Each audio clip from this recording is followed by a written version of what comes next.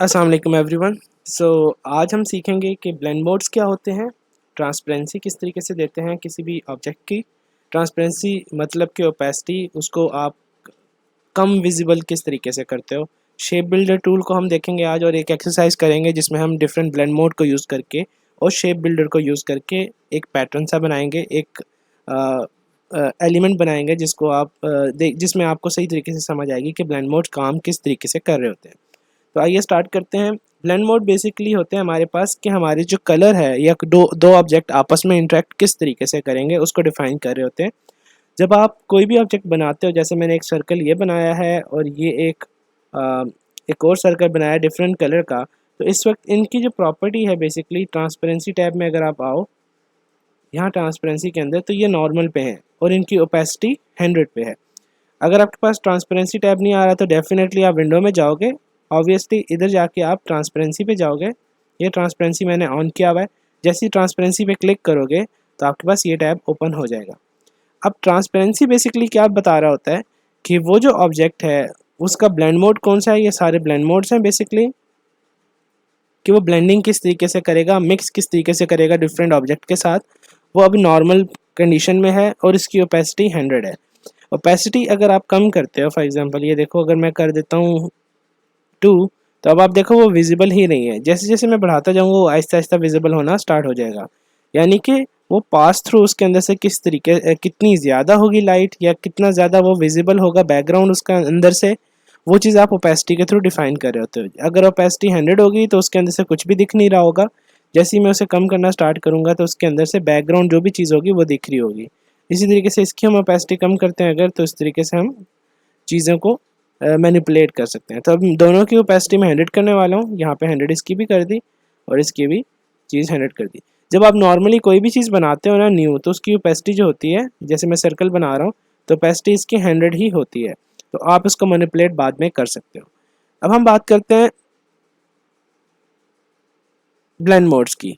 Blend mode, ये देखो मैंने यही दो जो ऑब्जेक्ट हैं इनके ब्लेंड मोड सिर्फ चेंज किए हैं, तो उसकी वजह से देखो कितने ड्रास्टिक चेंज आए हैं। यहाँ पे डार्कर कलर आ गए हैं थोड़े से और यहाँ पे बिल्कुल ब्लैकिश कलर आ गया है, जबकि एंड पे जाते जाते यहाँ पे बिल्कुल विजिबल ही नहीं है, हालांकि सेंटर में बिल्कुल लाइट सा कलर आ रहा है। तो ब्लेंड मोड बेसिकली आपके दो चीज़ों की इंट्रैक्शन को शो कर रहे होते हैं आपस में, या फिर जितने भी ऑब्जेक्ट्स आपस में होते हैं। अब देखो बैकग्राउंड क्योंकि मैंने ये लगाया हुआ है, तो ये जो हैं हमारे ऑब्जेक्ट्स दोनों आपस में भी इंटरेक्ट कर रहे हैं और बैकग्राउंड के साथ भी इंटरेक्शन शो कर रहे हैं, जिसकी वजह से हमारे पास इस तरीके से कलर शो हो रहे हैं। तो हम देखते हैं कौन कौन से ब्लेंड बोर्ड हैं और किस तरीके से काम कर रहे होते हैं। थोड़ा सा हाई ओवरव्यू ले लेते हैं और इसकी सही तरीके से अंडरस्टैंडिंग तब होगी जब आप खुद से इसको ट्राई करोगे हर एक ब्लेंड मोड को, और हर एक ब्लेंड मोड पे आप कोई ना कोई ऑब्जेक्ट बनाओगे, तभी आपको सही तरीके से समझ आएगी। बट अभी के लिए इंट्रोडक्शन हम कर लेते हैं। इस वक्त जो इस पर ब्लेंड मोड लगा हुआ है इस पर मैं क्लिक करता हूँ। जैसे ही मैं ट्रांसपेरेंसी पे गया तो डार्कन लगा हुआ है। डार्कन बेसिकली आपकी ऑब्जेक्ट को डार्क कर देता है जब भी दो डार्कर ऑब्जेक्ट्स आपस में मिल रहे होते हैं। तो इस तरीके से इन दोनों को आपस में जब मैंने ओवरलैप किया, ये देखो यहाँ पे हल्का से डार्क हो रहा है, ये देखो ब्राइट है, हल्का सा डार्क होना स्टार्ट हो गया। तो जैसे जैसे वो ऑब्जेक्ट जितना डार्कर नीचे वाला होगा उतना ही डार्कर ऊपर वाला होना स्टार्ट हो जाएगा। तो डार्कन बेसिकली मल्टीप्लाई कर देता है दोनों की डार्कनेस को और उस तरीके से शो करता है। तो डार्कन एक ब्लेंड मोड है। उसके बाद ये ब्लेंड मोड हमारे पास मल्टीप्लाई है जो सबसे ज़्यादा यूज़ होता है। मल्टीप्लाई बेसिकली डार्कन जो होता है ब्लैक को सिर्फ मिक्स करता है और थोड़ा ब्लैक ब्लैक लुक देता है, जबकि मल्टीप्लाई जो होता है हमारे पास कलर्स के अंदर मल्टीप्लिकेशन कर देता है, यानी कि कलर्स पे ज़्यादा बेस कर रहा होता है। फॉर एग्जाम्पल अगर आप इधर देखो तो इधर मैंने दो ऑब्जेक्ट्स बनाए हैं जो ऑलमोस्ट सिमिलर कलर के हैं। ब्लूइश है थोड़ा सा, ये इसको अगर मैं थोड़ा सा तेज़ कर, तो जैसे ही मैं इसके ऊपर लेके आता हूँ, वैसे नॉर्मली ये बिल्कुल सही बिहेव कर रहा है, इसमें भी कोई फ़र्क नहीं है, इसमें भी कोई फ़र्क नहीं है, फ़र्क एज सच नहीं है। लेकिन जैसे ही मैं इन दोनों को आपस में ओवरलैप करूँगा तो देखो उसके कलर को वो आपस में मल्टीप्लाई कर रहा है, कि इसका कलर और इसका कलर मिला के जो कलर बनता है वो यहाँ पे शो कर रहा है। तो इस तरीके से ये काम कर रहा होता है मल्टीप्लाई, और ये सबसे ज़्यादा यूज़ होता है और सबसे इंटरेस्टिंग यही है हमारे पास। बाकी भी हमारे पास डिफरेंट ब्लेंड मोड्स जो हैं डिफरेंट सिचुएशंस में यूज़ होते हैं, बट नॉर्मली मल्टीप्लाई हम ज़्यादा यूज़ कर रहे होते हैं डिपेंडिंग ऑन द सिचुएशन। ये हमारे पास आ गया कलर बर्न। बेसिकली ये कलर को एम्पलीफाई कर रहा होता है, ये भी उसी तरीके से काम कर रहा होता है, ठीक है। और हमारे पास ये लाइटन है। बेसिकली लाइटन जो है ब्राइट कर देता है हमारे कोई भी कलर्स हो उनको। फॉर एग्जांपल इसको अगर मैं ब्लैक करूँगा तो ये और ब्राइट हो जाएगा। जितना ज़्यादा जो होता है कलर हमारे पास ब्राइट मतलब वाइट की तरफ होगा उतना ज़्यादा ब्राइट होगा ये, और जितना ज़्यादा हमारे पास ब्लैक की तरफ होगा उतना कम ब्राइट होगा। The lighten is basically a light on the colour. Light के ऊपर जब आप कलर के ऊपर जब आप लाइट मार रहे होते हैं ना, तो जो भी लुक बनती है वो बेसिकली ये चीज़ होती है। इसी तरीके से हमारे पास स्क्रीन है। स्क्रीन इज़ बेसिकली जैसे आपकी स्क्रीन होती है टीवी स्क्रीन, उसके वो जिस तरह शो हो रही होती है, ये बेसिकली वो काम कर रहा होता है स्क्रीन के ऊपर। तो इसके भी हम एग्जांपल देखेंगे, आपको उस तब समझ आएगी। बेसिकली स्क्रीन्स हम तब यूज़ कर रहे होते हैं जब हमने कोई ग्लास सरफेस बनानी हो, तो हम स्क्रीन को ब्लेंड मोड को यूज़ कर लेते हैं उस तरीके से। फिर कलर डॉज है हमारे पास। कलर डॉज भी बेसिकली डिफरेंट तरीक़ों से काम कर रहा होता है, आपस में ये कलर्स को ब्राइटन कर रहा होता है। इसी तरीके से हमारे पास ओवरले है। ओवरले दो कलर्स को आपस में मिक्स करके जो हमारे पास लुक बनती है उसको शो कर रहा होता है। फॉर एग्जांपल अगर मैं किसी ऑब्जेक्ट पे मैंने थोड़ा उसको इवनिंग बनानी है, डे लाइट है, मैंने उसे इवनिंग बनानी है, तो मैं क्या करूँगा, मैं उसके ऊपर एक ब्लैक लेयर बना के उसे ओवरले में डाल दूंगा, तो वो जो ब्लैक कलर होगा उसके पूरे ऑब्जेक्ट के अंदर मिक्स हो जाएगा, उस तरीके से काम करेगा। अभी हम इसकी एग्जांपल देखेंगे तो आपको क्लियर हो जाएगा। इसी तरीके से एक होता है हमारे पास सॉफ्ट लाइट। ये बेसिकली लाइट को रिप्रेजेंट कर रहा होता है। लाइट हल्की मतलब जैसे स्मूथ लाइट होती है वो चीज़ बना रहा होता है ये। इस तरीके से हमारे पास हार्ड लाइट है, तो ये ऑब्जेक्ट के अंदर लाइट इंट्रोड्यूस करवा रहा होता है, लेकिन बहुत हार्श लाइट जैसे होती है उस तरीके से। फिर हमारे पास डिफरेंसेस हैं, इनको हम देखते हैं। ये बेसिकली कलर को माइनस कर रहे होते हैं, तो कलर माइनस करने के बाद जो चीज़ बन रही होती है वो दिखा रहा होता है। इसको हम इमेज के ऊपर जब यूज़ करेंगे तो सही तरीके से क्लियर हो जाएगा। इसी तरीके से एक्सक्लूजन है, और हमारे पास ये ह्यू है। आपको मैं एक्सरसाइज बताऊंगा। सैचुरेशन आ गया, कलर आ गया। बेसिकली कलर जो होता है हम यूज़ करते हैं जब हमने ब्लैक एंड वाइट करना हो किसी चीज़ को, या किसी एक कलर में लेके जाना हो, तब हम यूज़ कर रहे होते हैं। तो इस तरीके से लुमिनोसिटी है, और ये हमारे पास बेसिक ब्लेंड मोड्स हैं। इनको थोड़ी सी इम्प्लीमेंटेशन करते हैं तो अगर थोड़ा सा आइडिया हो जाए आपको। अब जैसे कि इमेज है, मैं इसके ऊपर एक ऑब्जेक्ट बना लेता हूँ, फॉर एग्जांपल ब्लैक कलर का, या फॉर एग्जांपल येलो कलर का। ठीक है, मैंने येलो कलर का एक ऑब्जेक्ट बना लिया। अब मैं जैसे ही इसको डार्कन में लेके जाऊंगा तो आप देखो उसका जो है कलर, हमारा जो येलो कलर था पहले वो बिल्कुल नॉर्मल पे था, तो वो उसके अंदर से कोई लाइट पास नहीं हो रही थी।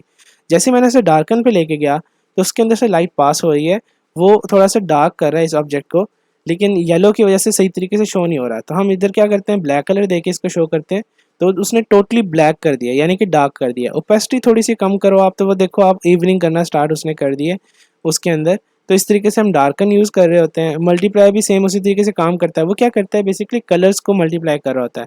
ठीक है, तो अब मैंने ब्लैक रखा हुआ है तो वो ब्लैक को मल्टीप्लाई करेगा। ठीक है, कुछ हद तक ब्लैक को मल्टीप्लाई करेगा, लेकिन अगर मैं जैसे ही इसमें कोई कलर डालता हूँ, रेड कलर डाल के देखते हैं हम इसमें, तो हम जैसे रेड कलर डालेंगे तो देखो जहाँ जहाँ रेड एरिया था उसको वो मल्टीप्लाई कर रहा है, और थोड़ा सा रेड कलर इम्पोज करना स्टार्ट हो गया इस सब्जेक्ट के अंदर। ठीक है, इसी तरीके से कलर बर्न है बेसिकली। ठीक है, ये हमारे कलर को बर्न करना स्टार्ट कर दिया इसने। इसको हम ब्लैक पे ले जाते हैं इसको। ठीक है, उसने देखो जहाँ जहाँ ब्लैक था उसको बर्न करना स्टार्ट कर दिया, यानी कि ब्लैक को फुल ऑन ब्लैक कर दिया है। जितना ज़्यादा करेंगे हम उतना ज़्यादा ब्लैक की तरफ जाता रहेगा। तो हम इनकी ओपेसिटी कम करके, किसी भी चीज़ की ओपेसिटी यहाँ से कम कर सकते हैं, जैसे हमने देखा था। तो हम ओपेसिटी कम करके यूज़ कर रहे होते हैं। ठीक है, लाइटन पे जाओ तो वो ब्राइट कर रहा है, देखो सनलाइट शुरू आ गई है यहाँ पे। ठीक है, और यहाँ इस तरीके से हम करें। अभी मैंने क्योंकि ब्लैक यूज़ किया हुआ है तो लाइट हल्की हल्की आ रही है, थोड़ा ग्रेइश हो गया यहाँ पे। लेकिन जैसे मैं यहाँ पे वाइट कलर यूज़ करूँगा या रेड कलर यूज़ करूँगा तो देखो आप बहुत ही ज़्यादा ब्राइट कर दिया उसने पिंक कलर की वजह से। तो हर जगह पे लाइट जो थी वो पिंक कलर की लाइट आने लग गई है। इसी तरीके से स्क्रीन होता है, स्क्रीन स्क्रीन की तरह काम कर रहा होता है बेसिकली। ये भी हम यूज़ करते हैं, लेकिन मोस्टली हम बहुत कम ओपेसिटी में यूज़ करते हैं ताकि ये अच्छा लगे। अब देखो विदाउट उसके इस तरह लुक आ रही है। जैसे ही मैं थोड़ी सी बढ़ाना शुरू करूँगा तो वो एक जो है ना ग्लास की थोड़ी सी उसकी लुक आना स्टार्ट हो जाएगी। इस तरीके से कलर डॉज होता है। कलर डॉज को आप जैसे इंक्रीज़ करोगे तो वो कलर के अंदर वो कलर इम्प्लीमेंट कर रहा है। ओवरले बेसिकली उसी तरीके से काम कर रहा है। Soft light, hard light, object के अंदर हार्ड लाइट दे रहा है। इसको हम जब डिफरेंट एक कलर में देंगे, कोई अच्छा कलर दे पकड़ लेते हैं थोड़ा सा, तो देखें उसने पूरे के अंदर वो लाइट जो है ना बेसिकली येलो लाइट जो होती है वो डाल दी है। अब जो भी कलर की लाइट होगी, जो भी कलर का ऑब्जेक्ट होगा वो उस पर डाल देगा। तो डिफरेंट ब्लेंड मोड्स इस तरीके से काम कर रहे होते हैं। डिफरेंस है बेसिकली आपको देखो उसके अंदर से उसने जो ब्लैक वाला एरिया सिर्फ वो रखा है, बाकी सारा उसने डार्क कर दिया है। तो डिफरेंस बेसिकली ऑपोजिट काम कर रहा है। एक्सक्लूजन भी इसी तरीके से काम करेगा, ये देखो। लेकिन अगर मैं इस पर ब्लैक कलर डालता हूँ, अब आप देखना डिफरेंस, जैसे मैं ब्लैक कलर डालूंगा तो अब हमारे पास लुक डिफरेंट आ रही है। ठीक है, उसने अब डिफरेंस पे भी और एक्सक्लूजन पे भी लुक डिफरेंट आ रही है। तो ये आपके एक्सपेरिमेंटेशन पे बेस कर रहा होता है। ज़्यादा इसको एक्सपेरिमेंट करोगे जितना, उतना आपको समझ आता जाएगा कि कौन सा जो टैब है क्या काम करता है। जो हम ज़्यादातर यूज़ कर रहे होते हैं वो होता है मल्टीप्लाई और स्क्रीन। ठीक है, और कभी कभी ओवरले भी यूज़ होता है डिफरेंट ऑब्जेक्ट्स के अंदर, ओवरलैपिंग कोई चीज़ बनानी हो तब। और ये सारी की सारी चीज़ें जो हैं ओपेसिटी के साथ यूज़ हो रही होती हैं। इसी तरीके से ह्यू में जाओ तो उसने एक ह्यू के अंदर ले आया है सारे को। सैचुरेशन में जाओगे तो उसने ब्लैक की वजह से सारा कुछ डार्क कर दिया, सैचुरेशन ख़त्म कर दी है। ठीक है, और कितनी सैचुरेशन ख़त्म करनी है मैंने बताया था, ब्लैक एंड वाइट करने के लिए यूजुअली यूज़ हो रहा होता है। तो देखो जितनी सैचुरेशन मुझे चाहिए होगी मैं इधर से कंट्रोल कर सकता हूँ। और इस तरीके से कलर जो है वो भी सेम काम कर रहा होता है। सैचुरेशन में वो एक कलर रख रहा है, बाकी सारे वो जो है ना डिलीट कर रहा है कलर, ऑलमोस्ट एक तरफ लेके आ रहा है। फॉर एग्जांपल येलो ज़्यादा था तो येलो की तरफ ला रहा है, जबकि कलर जो है ना बेसिकली टोटली कलर को गायब कर रहा है इसमें से। ठीक है, इसी तरीके से लुमिनोसिटी ये लाइट के ऊपर होता है, इसके ऊपर आप डिफरेंट कलर यूज़ करोगे तो ही ये आपको सही तरीके से शो होगा। तो अब देखो लाइट को जहाँ जहाँ लाइट जिस तरह की पड़ी उस तरीके से वो शो कर रहा है। तो बेसिकली ये डिफरेंट ब्लेंड मोड्स हैं जिनको आप यूज़ करके डिफरेंट चीज़ें बना सकते हो। अब हम छोटा सा एक टूल सीखते हैं जिसका नाम है पाथ फाइंडर टूल। हमने एक, आपको याद होगा हमने एक चीज़ पढ़ी थी जिसका नाम था shape builder tool, sorry path finder tool हमने पढ़ा था ये वाला। इसी का ही जो है ना थोड़ा सा एडवांस कह लो कि मेथड है, वो है path finder tool. Path finder tool किस तरीके से काम करता है उसको देख लेते हैं पहले हम। पाथ फाइंडर इज़ बेसिकली, ये मेरे दो ऑब्जेक्ट हैं। पाथ फाइंडर जो टूल है हमारे पास ये होता है, और ये हमारे पास शिफ्ट और एम से आता है। तो अगर आप उस पर होवर करोगे तो आपको बताएगा कि भाई आप मुझ पे बस ड्रैग करोगे तो मैं ऑब्जेक्ट बना दूंगा। तो पाथ फाइंडर दो तरह से काम कर रहा होता है। पहला काम ये है कि आप ऑब्जेक्ट को इन दोनों को मिलाना चाहते हो, तो या तो आप इधर से यूनियन कर रहे थे, यूनाइट कर रहे थे तो दोनों मिल जाएंगे, या फिर आप इस तरह करो कि इस पर ड्रैग करो, इधर से इसको जिस जिस चीज़ को जोड़ना है क्लिक करके ड्रैग करोगे तो वो दोनों चीज़ें जुड़ जाएंगी। ठीक है, इस तरीके से आप ये जो है हमारे पास शेप बिल्डर टूल यूज़ कर सकते हो। इसने क्लाउड यूज़ किया है, हम देख लेते हैं क्लाउड किस तरीके से बनेगा। डिफरेंट हम ऑब्जेक्ट्स को बना लेते हैं, ऑल्ट दबा के मैं कॉपी कर रहा हूँ। इस तरीके से एक ऑब्जेक्ट बनाया, और सिंपल सा मैं एक क्लाउड बनाना चाह रहा हूँ जो कि हमारे पास हमें फील दे दे कि ये क्लाउड है। ठीक है, अब ये क्लाउड है। अब मुझे एक चीज़ नहीं चाहिए, ये जो है ये बहुत ज़्यादा नीचे जा रहा है, तो इसको इस तरीके से, तो इसको जोड़ने के लिए या तो मैं पाथ इधर शेप बिल्डर टूल जो है, पाथ फाइंडर टूल सॉरी, इससे इससे यूनाइट कर दूँ, या फिर मैं इधर से आके शेप बिल्डर टूल लूँ और इधर आके इस तरह क्लिक करना स्टार्ट कर दूँ, और जो जो चीज़ मुझे जोड़नी है आपस में उन सबको मैं जोड़ दूँ। और अगर मैं इसको इतना ही रखना चाहता हूँ, नीचे वाली चीज़ जोड़ना नहीं चाहता, तो यहाँ पे मैं छोड़ूंगा तो उसने सारे को एक ऑब्जेक्ट बना दिया। ठीक है, और ये नीचे वाली चीज़ जो है अलहदा रख ली, तो अब ये चीज़ अलहदा है, बाकी सारी चीज़ें अलहदा हैं। तो इस तरह चीज़ों को हम जोड़ सकते हैं। इसी तरीके से अगर मैं चाहता हूँ कि चीज़ें जो हैं ज्वाइन हो, बट हम कुछ चीज़ें उसमें से निकालना भी चाहते हैं। फॉर एग्जांपल ये बॉक्स है, ये बॉक्स है और ये बॉक्स है। अब मैं चाहता हूँ कि हमारे पास ये जो सेंटर वाला बॉक्स है ये रहे, बाकी सारा कुछ कैंसिल हो जाए। तो मैं क्या करूँगा, सारे को सिलेक्ट करूँगा, शेप बिल्डर टूल लूँगा और इस सारे को आपस में जोड़ दूँगा। ठीक है, ये मैंने जोड़ दिया। अब मुझे ये चीज़ें नहीं चाहिए, ये चीज़ नहीं चाहिए, ये चीज़ नहीं चाहिए, ये चीज़ नहीं चाहिए। तो अभी देखो मेरे इस आइकन के साथ प्लस का निशान आ रहा है, इसका मतलब है कि मैं जिस पे भी क्लिक करूँगा वो उसके साथ ऐड होता जाएगा। तो मैं क्या करता हूँ, मैं ऑल्ट दबाता हूँ, ऑल्ट दबाने से ही देखो माइनस का निशान आ रहा है मेरे इसके साथ, इसका मतलब है कि मैं इसको माइनस कर सकता हूँ। मैं इन दोनों को माइनस कर रहा हूँ, वो देखो उसने माइनस करना स्टार्ट कर दिया, तो यानी कि बाकी सारी शेप्स को उसने डिलीट कर दिया और हमारे पास वो शेप बची जो हमें चाहिए थी। तो इसकी एक छोटी सी हम एक्सरसाइज करते हैं और फिर ब्लेंड मोड्स के साथ हम एक ऑब्जेक्ट बनाएंगे और फिर एपिसोड का रैप अप करेंगे। तो अब हम क्या करते हैं, एक सर्कल बनाते हैं। बेसिकली मैंने एक सर्कल बनाया, सर्कल बनाने के उसे सेंटर में रख दिया। ठीक है, मैंने ऑल्ट दबा के ऊपर एक सर्कल बनाया जो कि सेंटर में इधर है, ऑल्ट दबा के एक नीचे एक सर्कल बनाया इस तरीके से। ठीक है, फिर इसी तरीके से ऑल्ट दबा के इधर एक सेंटर में सर्कल बनाया और ऑल्ट दबा के इधर एक सेंटर में सर्कल बनाया। तो आप देखो मेरे पास जो शेप बन रही है, मैं आप ब्रश टूल ले लेता हूँ, उससे आपको दिखाता हूँ। मुझे एक ये चीज़ चाहिए, ये वाली चीज़, सॉरी मैं कलर डिफरेंट कर लूँ यहाँ पे थोड़ा ताकि आपको नज़र सही से आए। अब मैं मुझे ये फूल चाहिए, ये फूल चाहिए, ये चाहिए और ये फूल चाहिए, बाकी सारे फूल, ये बाकी जो सर्कल नहीं चाहिए। तो मैं इनको अब क्या करूँगा, बनाने की कोशिश करूँगा। तो मैं सारे को सिलेक्ट करता हूँ, शेप बिल्डर टूल लेता हूँ और मैं क्या करता हूँ, मैं जो मुझे चीज़ नहीं चाहिए ना उसको डिलीट करने स्टार्ट कर देता हूँ। मैंने ऑल्ट दबाया, ऑल्ट दबाने के बाद इन दोनों को क्लिक किया तो ये हमारे पास कैंसिल हो गई चीज़। ऑल्ट दबा के इस पर क्लिक किया, ऑल्ट दबा के इस पर क्लिक किया और इस तरीके से ड्रैग किया, तो हमारे पास सिर्फ वो फूल बच गया जो हमें चाहिए, बाकी सारा कुछ डिलीट हो गया। अब इस फूल को चाहूँ तो मैं इसके अंदर जाके प्लस से भी सारे को इकट्ठा कर सकता हूँ, या फिर हमने पढ़ा था कि इधर से पाथ फाइंडर टूल से हम इसको इकट्ठा भी जोड़ सकते हैं। मैंने यूनाइट पे क्लिक किया और ये सारे के सारा एक फूल में कन्वर्ट हो गया। ठीक है, तो इसको मैं क्लिक करता हूँ, इसमें मैं रेड कलर पकड़ता हूँ, बैकग्राउंड में कर देता हूँ ब्लैक। ठीक है, मैंने इसको फॉर एग्जांपल ब्लैक करना है तो मैं इसे ब्लैक कर देता हूँ। आपको ब्लैक कलर देना आता है, सिंपल ब्लैक कलर दे दिया मैंने, राइट क्लिक किया, अरेंज सेंड टू बैक, अब वो बैकग्राउंड में चला गया। ठीक है, अब ये हमारे पास जो है इसकी आउटलाइन मैं ख़त्म कर रहा हूँ, आउटलाइन मैंने ख़त्म कर दी और इधर से मेरे पास हमारे पास एक फ्लावर बन गया। अब ये जो फ्लावर है बेसिकली इसको थोड़ा सा मैं इंक्रीज़ करता हूँ यहाँ पे साइज़। ठीक है, साइज़ इंक्रीज़ करने के बाद इसकी कॉपी बनाता हूँ, कंट्रोल सी। और हमने दो चीज़ें देखी थी, अगर मैं कंट्रोल वी करूँगा तो वो कहीं पे भी प्लेस कर देगा हमारे ऑब्जेक्ट को। तो मुझे इस तरह नहीं चाहिए, मैं चाहता हूँ कि मेरा ऑब्जेक्ट जो है बिल्कुल इसके ऊपर ही पेस्ट हो। तो मैं क्या करूँगा, कंट्रोल एफ़। कंट्रोल एफ़ का मतलब होता है उसके फेस के ऊपर ही पेस्ट कर दो। तो यानी कि जैसे ही मैंने कंट्रोल एफ़ किया तो उसके ऊपर ही एक और पेस्ट हो गया है ऑब्जेक्ट। तो मैंने कंट्रोल एफ़ किया, उसको इधर से रोटेट किया शिफ्ट दबा के, वो इस तरीके से आ गया। फिर मैंने क्या किया, इन दोनों को आपस में सेलेक्ट किया शिफ्ट दबा के और यहाँ से मैं इसका ब्लेंड मोड जो है, ट्रांसपेरेंसी में ब्लेंड मोड इसका कर देता हूँ मल्टीप्लाई। अब मैंने मल्टीप्लाई किया तो वो बहुत ज़्यादा इस तरीके से चला गया है। मैं मल्टीप्लाई नहीं करता, मैं इसे ओवरले में ले जाता हूँ, स्क्रीन में चेक कर लेता हूँ। Like I am just trying कि कौन सा ब्लेंड मोड इस पर काम करेगा। अगर फॉर एग्जांपल मल्टीप्लाई भी यूज़ करता हूँ मैं,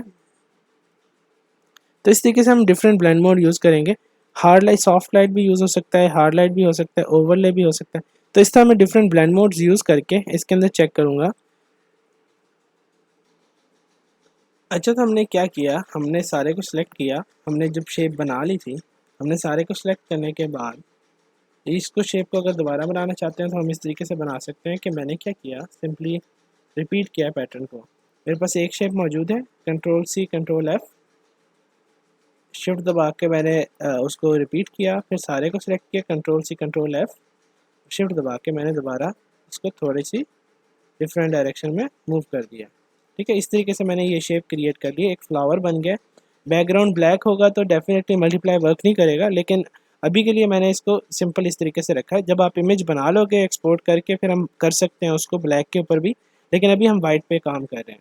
तो मैंने इसे मल्टीप्लाई किया, इसको थोड़ा सा कलर में वगैरह ओपेसिटी मैंने चेंज कर दी ताकि हमारा नज़र आ रहा हो। तो इस तरीके से ब्लेंड मोड के थ्रू हम ये काम कर सकते हैं।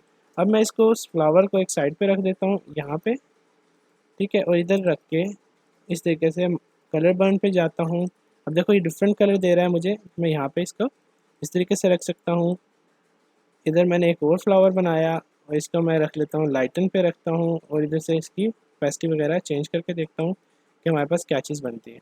तो इस तरीके से डिफरेंट ब्लेंड मोड्स को यूज़ करके आप उस तरीके से काम कर सकते हो। अब स्क्रीन पे हमारे पास इस तरीके से काम हो रहा है। कलर डॉज करो इसे, ओवरले पे जाते हैं, ओवरले पे हमारे पास डिफरेंट कलर्स जो हैं ओवरले हो रहे हैं। तो इस तरीके से डिफरेंट ऑब्जेक्ट्स हमारे पास बन रहे हैं। तो आप डिफरेंट कलर्स को यूज़ करके डिफरेंट ऑब्जेक्ट्स बना सकते हो। मैंने ये ऑब्जेक्ट बना लिया। अब ये ऑब्जेक्ट जो है मेरे पास थोड़ा डार्कर है, इसको मैं थोड़ा ब्राइट कर लेता हूँ यहाँ पे आके। ठीक है, अब ये देखो कलर हमारे पास ब्राइट हो गया और इसके अंदर ओपेसिटी हमारे पास 80 रखी हुई है हमने और मल्टीप्लाई मोड पे है। अगर फॉर एग्जांपल मैं इसे ब्लैक पे बनाना चाहता हूँ, ब्लैक पे बनाने के लिए मैं सिंपल ओपेसिटी के साथ भी काम कर सकता हूँ। तो इस पर मैं क्या किया, मैंने एक ऑब्जेक्ट लिया जो उसी तरीके से बना हुआ है सिंपल, इसमें मैंने कलर्स लगाए जो मुझे चाहिए थे, ठीक है, और मैंने ओपेसिटी के साथ खेलना स्टार्ट कर। देखो नॉर्मल पे आइए, इसकी ओपेसिटी मैं कर देता हूँ मे बी 70, नेक्स्ट को करता हूँ उसकी भी 70 या फिर जितनी भी मुझे चाहिए रख लेता हूँ। इस तरीके से जब मैं ओपेसिटी के साथ इस प्ले करूँगा तो हमारे पास डिफरेंट ओपेसिटी वाले ऑब्जेक्ट्स बनना स्टार्ट हो जाएंगे। तो इस तरीके से मैं ऑब्जेक्ट को डिफरेंट तरीके से बना सकता हूँ। तो हमारे पास ये डिफरेंट टाइप ऑफ ऑब्जेक्ट बन गए। इसमें मैं ओपेसिटी के साथ प्ले कर रहा था और इसमें मैं ब्लेंड मोड के साथ प्ले कर रहा था। अब देखो ओपेसिटी और उसमें डिफरेंस क्या है, ओपेसिटी के अंदर हमारे पास ऑब्जेक्ट तो बन गया है लेकिन कलर्स उस तरीके से इंटरेस्टिंग नहीं आ रहे जिस तरीके से इंटरेस्टिंग कलर्स इसमें आ रहे हैं। अब देखो यहाँ पे ब्लेंडिंग देखो कलर्स की ज़्यादा मज़े की हो रही है। तो this is why we use blend modes. तो ओपेसिटी के साथ भी काम चल सकता है लेकिन blend mode is way better approach than opacity. तो इस तरीके से आप काम कर सकते हो। तो ये हमारे पास था आज का लेक्चर, इंशाल्लाह नेक्स्ट में मिलते हैं।